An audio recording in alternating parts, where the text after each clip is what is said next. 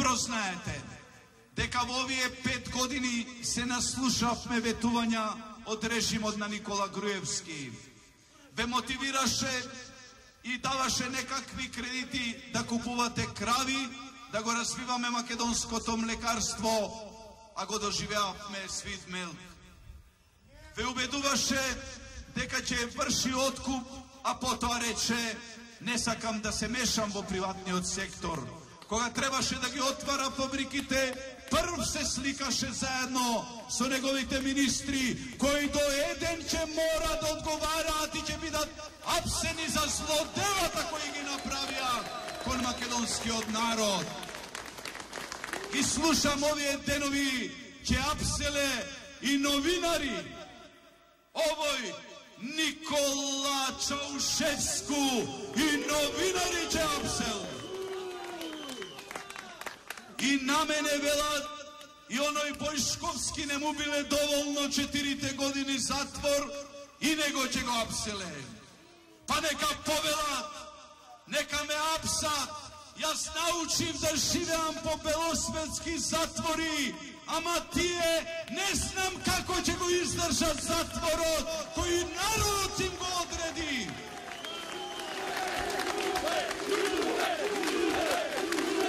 Денес овде сме исто така да испратиме една јасна порака до режимот на Никола Груевски, дека никој во историјата не успеал да победи народ. Никој во историјата во човештвото не замолчел народ. Денес од оваа наша македонска општина од Могила сакаме да испратиме една јасна, чиста македонска порака. Порака до човекот кој ни кажа дека ќе остане и ќе ги поддржува чистите вамаровци.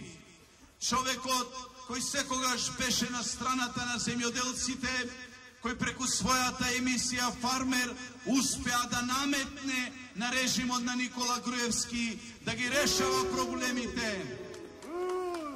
Денеска од ова место сакаме да испратиме порака на поддршка на еден човек, на господинот Велија Рамковски, кој е во Зандани денеска. Дали УЈАПА има исти аршини кон сите фирми? Од 2005 година до 2008 година овој селски народ му беше забрен данок, кој данок сега УЈАПА го признава дека го сгреше и го враќа во млекарниците, но тие нас ни го враќаат половично, пола пари, пола во роба. Дали со сирење струја се плаќа? Прашајте го овој народ. Па не можат да ги затворат арамиите од шведската млекара, бидејќи арамиите од шведската млекара се премиерот, министрите, неговите директори. А тоа задоволство мора ние да го приуштиме на граѓаните на Република Македонија.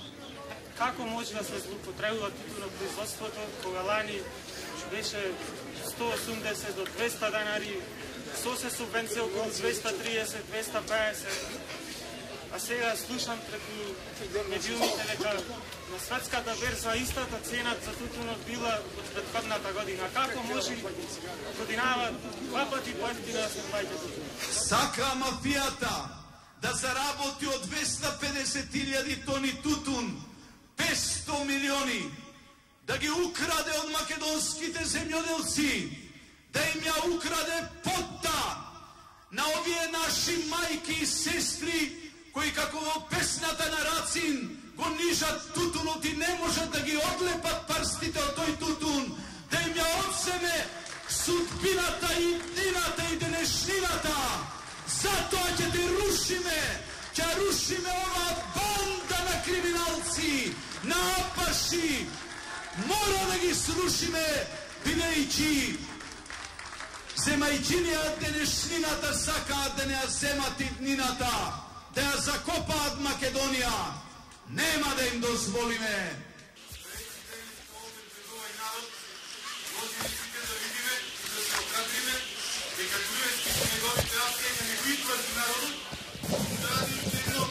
Една поголема сила за да излезе и да му каже дека не се плаши. Ние ги донесовме на власт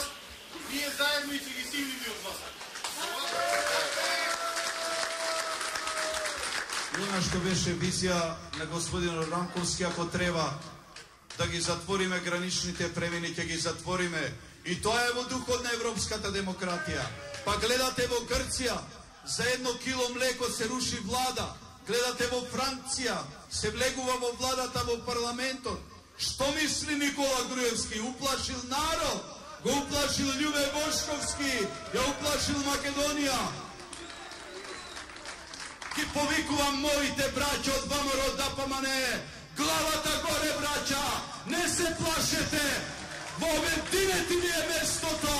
Напуштете го ова друштво на хулигани, криминалци, апаши, злосторници кон собствениот народ и приклучете се во матичната партија, во Обединети за Македонија, зашто само така ќе го сочуваме историското ВМРО и ќе ги сочуваме светите 4 букви за кои живееме, кои ги сонуваме и за кои умира предци, робува и робувавме за ВМРО и за Македонија.